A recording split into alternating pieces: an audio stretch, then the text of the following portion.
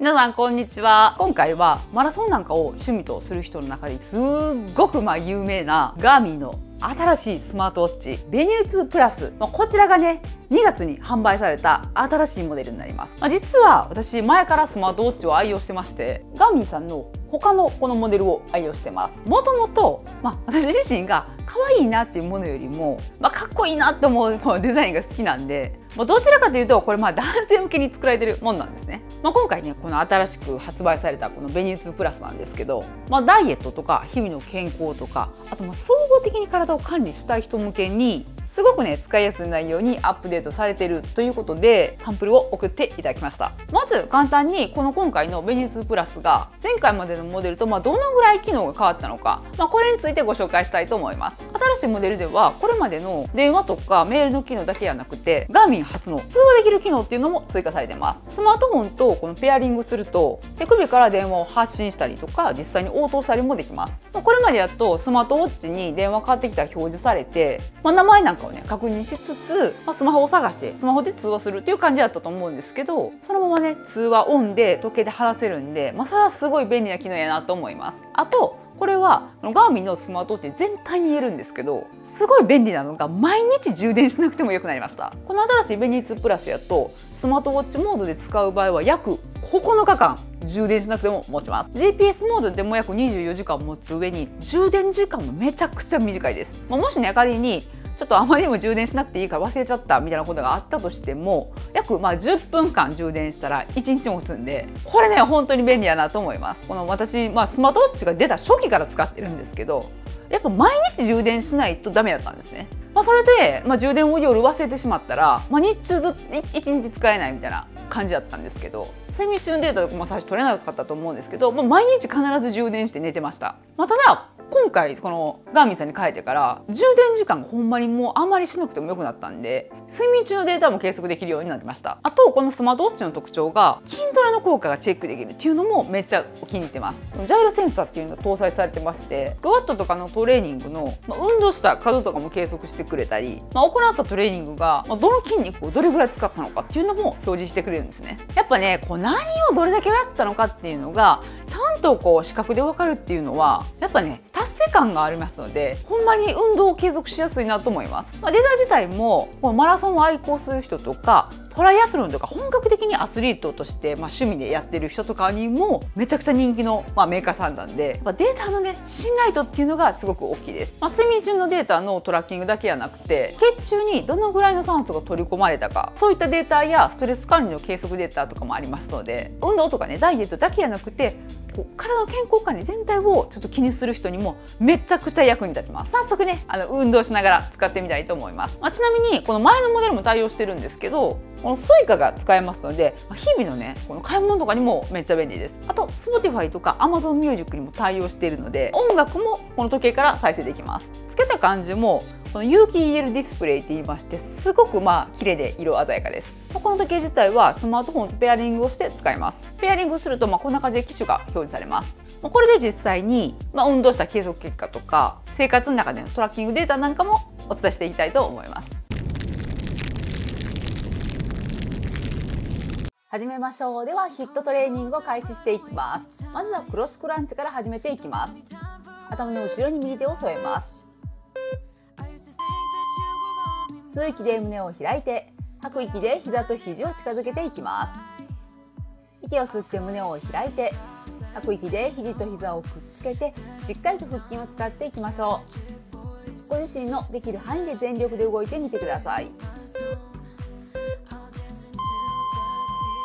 逆方向を行っていきましょう。頭の後ろに手を添えます。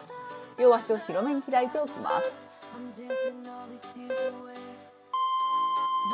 吸う息で胸を開いて、吐く息で膝と肘をくっつけてキュッと引き締まったお腹を作っていきましょう。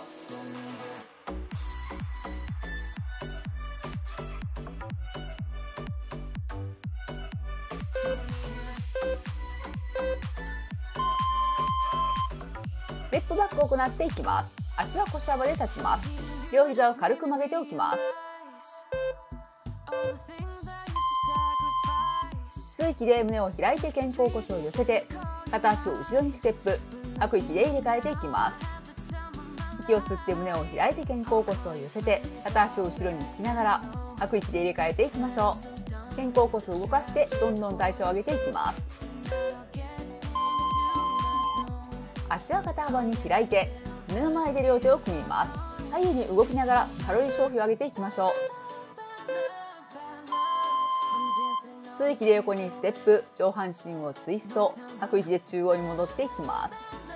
す。息を吸って横にステップ、上半身をキュッとひねって吐く息で中央に戻っていきましょう。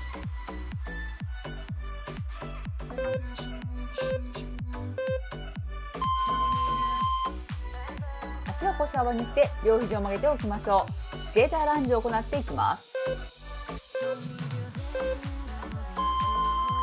吐く息で腕を振りながら片膝を曲げて持ち上げて、吸う息で戻っていきます。息を吐いて腕を振りながら片膝を曲げて持ち上げて、息を吸って戻っていきましょう。リズミカルに動いていきます。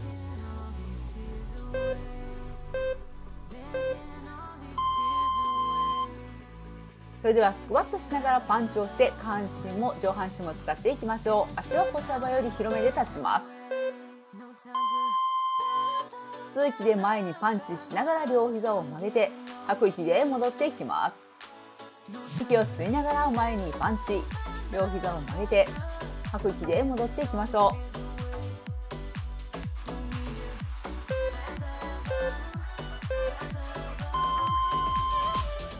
足は肩幅より広めで立ってスクワットをした後に体をひねってランジを行っていきます。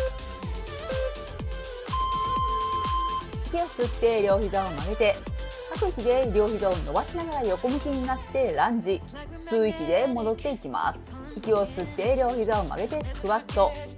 吐く息で両膝を伸ばしながら横向きになってランジ、繰り返していきます。ステップしながらクロスボディパンチを行っていきましょう。足は肩幅より広めにします。吐く息でステップをしながら体をひねってパンチ、吸う息で入れ替えていきます。息を吐いてステップしながら体をひねってパンチ、息を吸って入れ替えていきましょう。ストレスを解消しながらしっかりと動いてみてください。 OK、 お疲れ様でした。こちらが実際に計測したデータになります。スマホで見ると、こんな風に計測されてまして、運動した時間とか消費カロリーなんかも記録されます。ダイエットの基本はやっぱ消費カロリーが摂取カロリーを上回ることなんで、しっかりと数値で管理できるっていうのもすごく助かります。これだけね、私運動頑張ってるなとか実感できたり、運動した日の、睡眠の質がねやっぱ高いんだなとか、そういうのを自分の目で計測してデータとして見れるっていうのは、本当に運動を継続しやすくなるなっていうのも実感としてありました。デザインも液晶がめちゃくちゃ鮮やかで綺麗ですし、フェイスのデザインもデフォルトでいくつか入ってるんですけど、ストアから無料でダウンロードして変えてカスタマイズすることもできます。今回の運動以外でも自分のお気に入りの運動をどんどんとこのアプリに追加して表示するっていうのもできますし、表示する順番っていうのもカスタマイズできます。よく使う運動を上に表示することができるので、すぐにその運動を始めることができるっていうのもすごく便利な点でした。あとね、個人的に私自身がめっちゃ便利やなと思ってるのが、使える時間っていうのは短くなるんですけど、常時点灯っていうのも選択できるんですね。いつでもどこでもすぐにね、時間を確認できたりコンディションを確認できるっていうのを気に入ってます。バッテリーの持ちを優先したい方の場合は、この常時点灯じゃなくて手首を上げたらこの表示されるっていうモードにももちろん選択できます。睡眠中のトラッキングデータはこんな風に表示されてまして、かなりね細かく計算してくれます。あとね、これ実際にね表示されるとめちゃくちゃね気が引き締まるっていうか、やる気にもねつながるなって思うのが、フィットネス年齢を計測してくれることです。よくね体重計なんかにも体内年齢何歳ですよみたいな表示されたりしますよね。このガーミンの時計の場合はフィットネスにおける年齢っていうのを計測してくれまして、ベニツプラスの場合は人が体内に取り込むことができる酸素の1分あたりの最大量のデータを元に計算されてます。体が酸素を取り込む力が強くなると、どんどんとこのフィットネス年齢も若返ります。実は私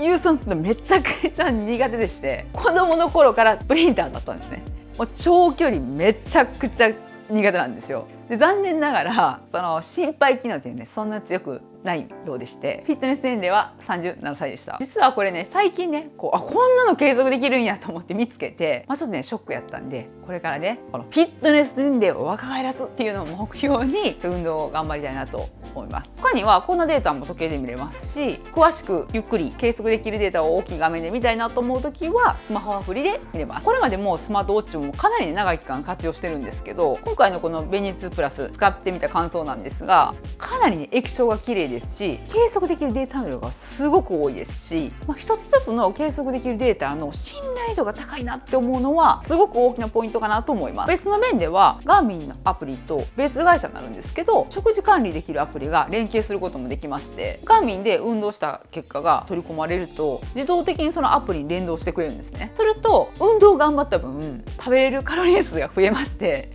今日頑張ったからもうちょっとご褒美になんか食べてもいいかなみたいな、そういうのも具体的に、ね、計算することができます。この別の会社のアプリの連携とかも含めると、運動管理だけじゃなくて栄養管理も同時にできるっていうのがね、相当これは使い勝手いいなと思います。あとは例えば外にウォーキング行こうと思ってウォーキングする時とかも、好きな音楽を聴きながら歩きたかったらスマホがなかったとしてもベニツプラスから音楽聴くこともできます。ちょっと1点気になることがあるとしたら、充電自体がこの専用のケーブルでのみ充電できるっていう感じなんで、それちょっとねなくさないようにとか注意する必要があるかなとは思います。最後にこのベニツプラスのお値段なんですが、税込み54,780円となってます。このスペックで通話機能もついて、この充電の持ちで計測できるデータの量の、質のね信頼度を考えるとかなり、お得じゃないかなと私は思います。これまで私が愛用しているこのフェニックスっていうシリーズの時計だと定価12万ぐらいです。同じね会社で計測できるねデータの信頼度とか同じなんで、そういうのも考えるとかなり